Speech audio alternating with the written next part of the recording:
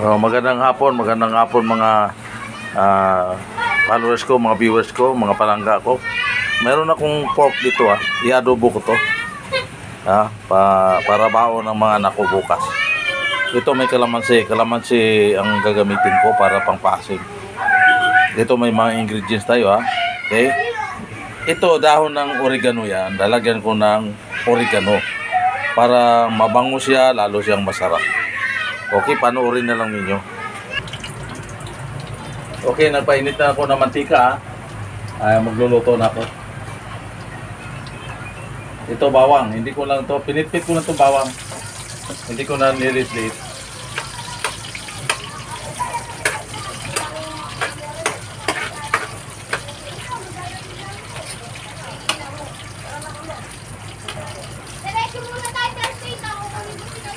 Sibuyas.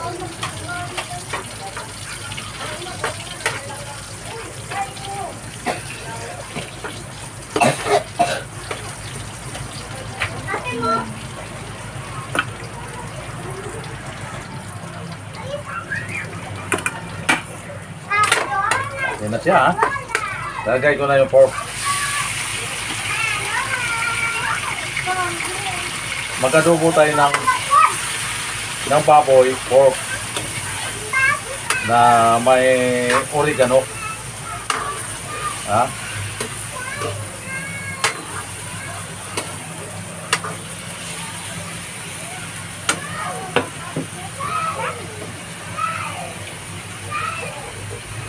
Lagyan natin ng toyo.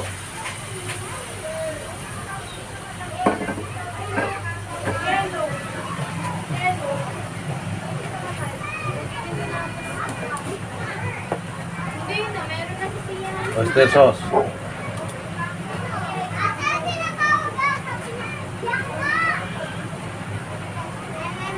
Paminta. Paprika. Okay, halo ulit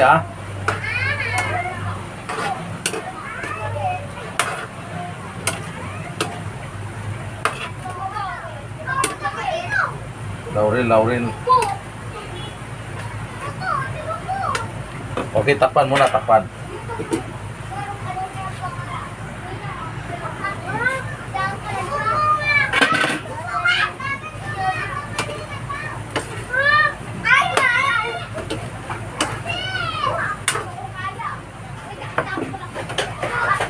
Lagyan ko ng sabaw.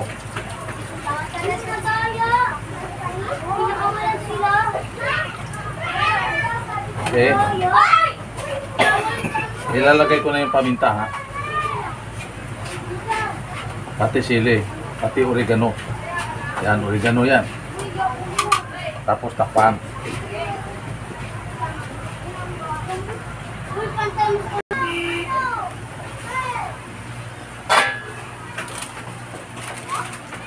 Okay na siya Medyo patuyo na. Lagyan ko ng magic sarap. Tapos lalagyan ko siya ng kalamansi Diyos.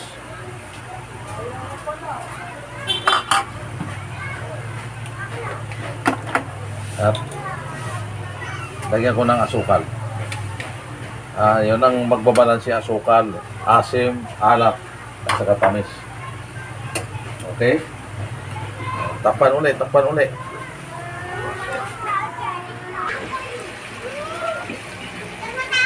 Okay, ito na yung adobo Yung nilagyan ko ng oregano. Adobo yan napakasimpleng adobo, pinasarap lang natin, lagyan ko ng oregano. Alam ba niyo, oregano ay herbal yan.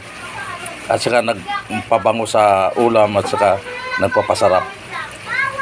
So, mga viewers, mga followers ko, mga palangga ko, isa namang makabuluhang gabi. Nakapagluto tayo ng simple pero masarap na. Pinasarap natin yung adobo Kasi ang adobo maraming bersyon. Ang paasim natin kalamansi Diyos. Okay? So, shout out sa lahat sa inyo mga nag-celebrate ng kanilang karawan, birthday. Happy birthday sa inyong lahat. At mag-ingat tayo, pasalamat sa Panginoon. Kahit na maliit o malaki ang ating tinatanggap na biyaya, pasalamatan natin. Good evening.